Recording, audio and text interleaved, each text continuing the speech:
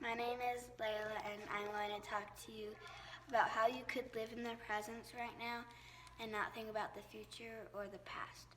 When I was younger, we moved up here from Denver to Leadville, and we moved into a super tiny house, and there wasn't much privacy, and I wasn't grateful for that house, even though God called us up here to start a church, but I wasn't grateful for that house. And when I wanted to live back down in Denver where my friends were, and then when I was a little older, we built a house and we moved into that house, and it was larger and we had more space and not a lot of people were around, and we had a super nice view of the mountains.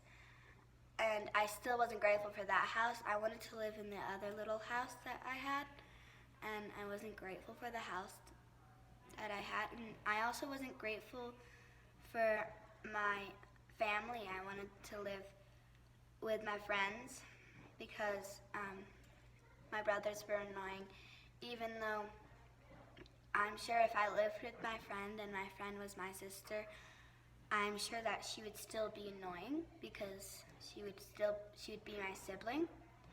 But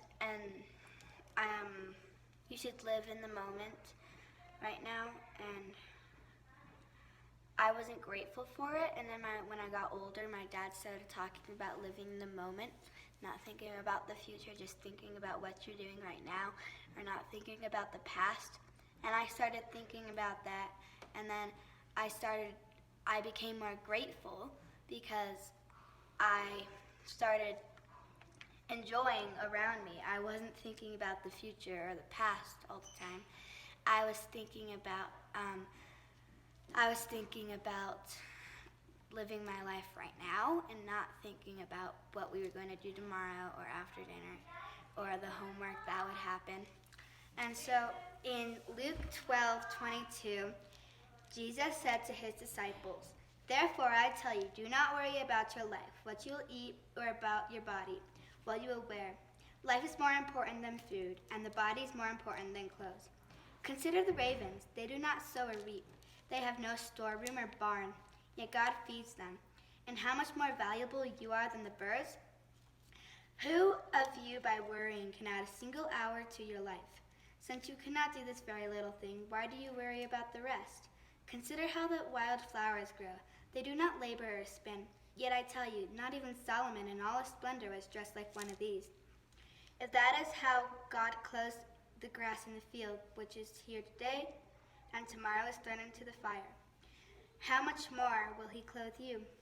You of little faith, and do not set your heart on what you will eat or drink. Do not worry about such things, and your Father knows that you need them. But seek his kingdom, and these things will be given to you as well.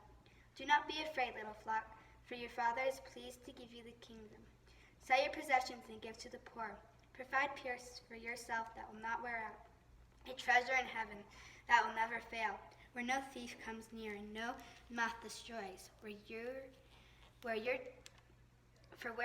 treasure is, and your heart will also be also." It's talking about how you should not worry, and I'm talking about how you should live in the moment.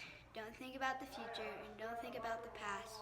I know right now is a hard time, and maybe your friends and family are sick, or you're sick, and you have very little faith.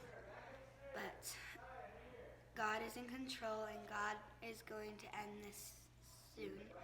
And God loves you, so just pray. And if you don't have that much faith, just pray, and God will end this soon. And he will give you faith to do this.